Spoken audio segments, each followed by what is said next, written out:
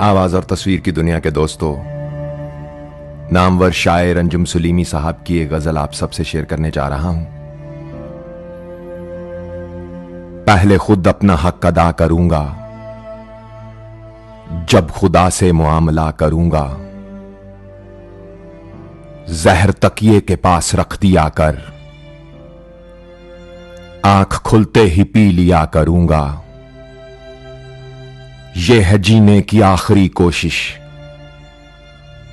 सिर्फ जीने पे इक्तफा करूंगा। हां, खला से भी भर गया मेरा दिल, अब खला से भी इनखला करूंगा। दोस्ती ऐसे थोड़ी होती है,